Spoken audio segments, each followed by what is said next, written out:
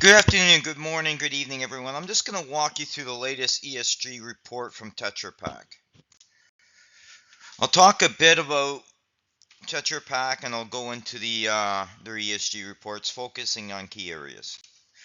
Here's a bit bio about myself. I'm a CPA, CGA with over 35 years experience balanced between corporate reporting and analysis to delivering financial solutions, including security, data and AI projects across geographies and industry for well over 300 deployments. Who is Tetra Pak? Tetra Pak is up there with a lot of packaging companies. Their focus is a lot around milk containers. And you can imagine that with the packaging that they're dealing with, it's a composite packaging. A lot of it's cardboard, which means it's paper. In the past was paper.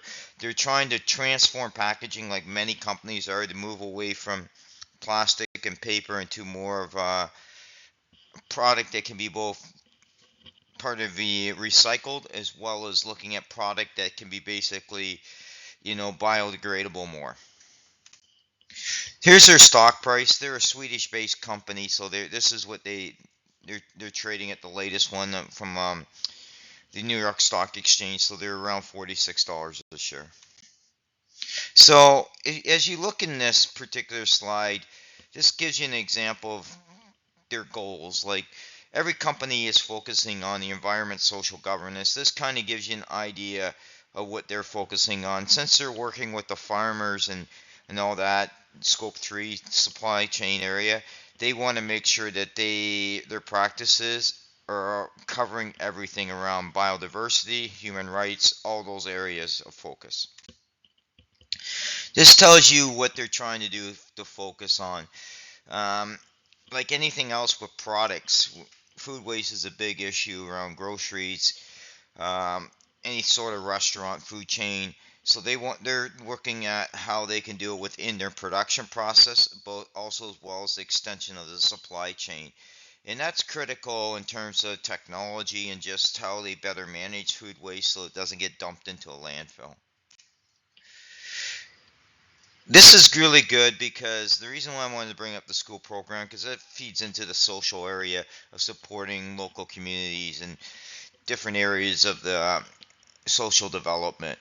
Food programs are getting more and more focused, mostly because the food cost of inflation is so high. Partnering with companies like Tetra Pak to help sponsor programs can also help deliver better programs to a wider geographic area. And I think this is critical when we hear government talking about public policy around food programs, that there's more collaboration and partnerships between all levels of government and the private sector. This gives you an idea where they're looking at their carbon side, the carbon footprint, in terms of moving to more biodegradable fibers, just anything to move away from the carbon, even on the energy management area. This is their net zero roadmap, is where they're transitioning to 2050 as part of the overall SDG, Sustainable Development Goals. This gives you a good example of where they're trying to do with their emissions, and mostly that's to do with their energy consumption, scope 2. So they're looking at more cleaner sources, whether that's solar, wind, hydro, anything to move away from fossil fuels, and especially coal and natural gas. This gives you an idea in terms of what they're looking at. Their supply chain. They're working directly with their supply chain. That's the big thing when you're starting to report scope 3 area, is you need to have collaboration and coordination with all parts of your supply chain. I cannot overemphasize water is such a big issue, so it's looking at how much they're going through their production processes, as well as looking at water utilization overall to kind of reduce it down in terms of cleaning the water, so it's better on the ESG side in terms of the water usage and just the overall management of water. Water is a critical area, like many other policies. It sometimes gets overlooked, but it is an area of significance, especially when you deal with multinationals like Tetra Pak that have operations around the world. This is also good to see. I've always emphasized the biodiversity side.